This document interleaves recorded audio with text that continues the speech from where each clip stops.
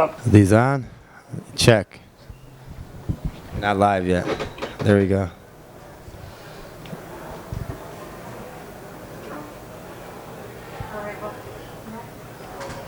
Turn your mic on.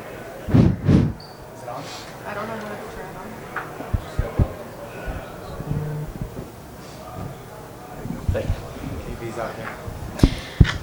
All right. Well, can you just describe what this experience is like coming here to see this fight that's going to have a big future for you? What are your thoughts? I'm here and I'm really excited. Coming to a Bellator show as a fan as opposed to being a fighter is a lot different. But I'm just enjoying it. I don't have to cut a bunch of weight to, kind of make it a miserable week here in Chicago. So, I treat it as fight week, come enjoy it, take it serious, and, I get to find out who's next. So I'm very excited for that co-main event with Patricio Pitbull and Sergio.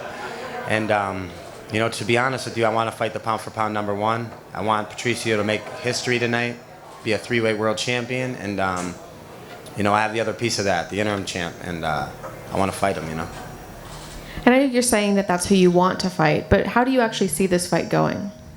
I think Patricio gets it done. He's got so much experience. I think he gets the job done, and if he doesn't, then Pettis will look spectacular, because that's how he wins, man. He's a spectacular finisher himself, so, either one, I think, by the end of the night, their names are going to be much bigger than they are now, so either one I have a shot at, even a bigger opportunity than I just had with the $1 million against Steph. And I know, if I remember correctly, this fight was announced before your fight had even happened. What were your thoughts when you heard that? Was there a little bit of like, hey, wait, what about us? Yeah, because I figured I win the interim belt, I win the tournament, and I could kind of get Pettis coming off injury, with all the momentum. I felt like that would have been a little easier of a fight, but I was kind of happy too, because who it would be, Patricio Pitbull, the Bellator GOAT. His name in itself is, huge, so I felt a big chip on my shoulder, and, to go out there and knock Stotts out cold in the first round, win $1 million. I have a lot of momentum, and, I'm ready for one of them. How do you see the fight going with each one of them? With you? With me, I think I can dominate and finish anyone in the world, so, I do what I do best, I think I could take anyone down. I think I could put anyone away on the floor. I'm a submission king. The only one that has similar finishes to me is Charles Oliveira in the last 5 years, and I have more than him. So, I'm a finisher on the ground, and I just showed I could knock people out. So, I think, on the feet, on the mat, anywhere, I feel like I can finish either one. So, I would really like to test myself, and, I want to, when I do fight either one, what I can promise is I'm going to go out there to hunt them, and I'm going to go out there to finish them. I'm not a point fighter. Last question for me. When would you like to see this fight happen between the two of you? I hope this fight's quick tonight and they're healthy, because I'm ready, and I've been in the gym since my last fight. So I'm ready to go 4 weeks, 6 weeks, next week. Are there any specific aspects about either of those guys' games that impress you? Yes. They're both deadly strikers. Patricio Pitbull's a high-level black belt on the ground. He's got 20-something finishes, so... I have 14. He's got 10 more than me, I believe. So that in itself is scary, and it gets me up at night. In the morning, should I say. It gets me up. It gets me ready to train. It gets me motivated, and that's the most important thing. So they have a lot of skill and a lot of game, both of them. Patricio overall, I think he kind of, more to worry about, because Pettis, I think, is just primarily a striker, but they both have a lot to offer. Definitely. Thank you.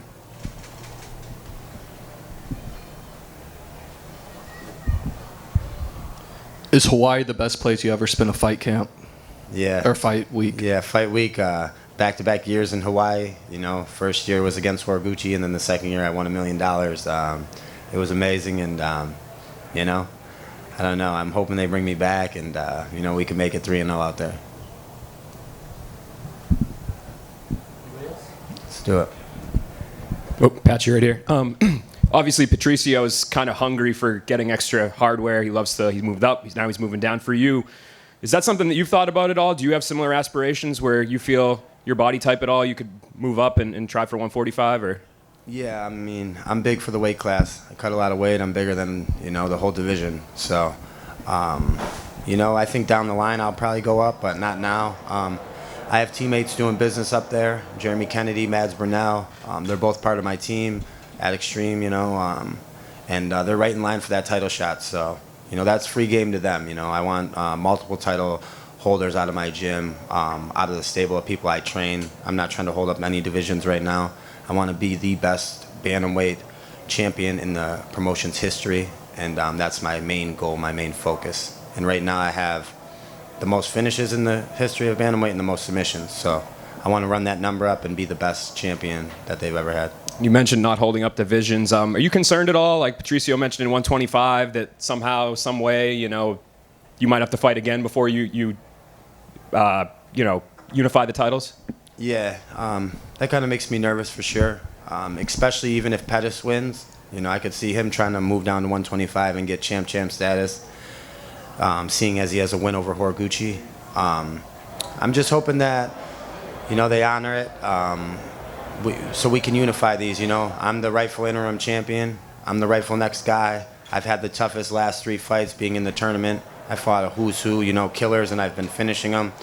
So, no division changes, none of that. No 4-weight champion bullshit, none of that. I'm next, and I think I'm the rightful guy. I'm the most dangerous guy. So, Patchy, 2 quick ones. Appreciate your time. First one is, outside of the physical preparation you have throughout all your fight weeks, is there anything on the mental side of things that you brought into your camp?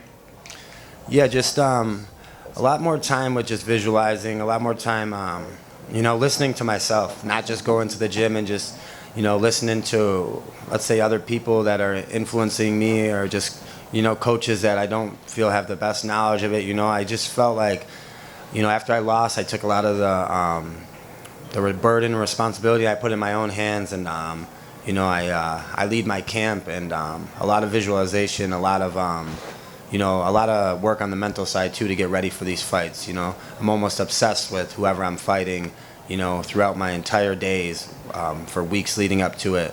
And it sounds crazy, but I feel like you have to be crazy in order to be a world champion. You have to be different in order to be a champion of this caliber. And I'm going to prove why I am. Absolutely. Did the mental aspect of the game come in after you suffered that rare loss? Or is this something you've had your entire career? I've had it my entire career, but I feel like, at some point I got a little overconfident because, I had finished everyone for the last 4 or 5 years at a time in my life, and I had never lost any rounds. So, I tried so hard to finish Juan, and I'm 10 minutes into a fight that I'm dominating up 2 rounds to nothing, and I'm like, damn, I'm tired now. So, visualizing what happens if you don't finish him.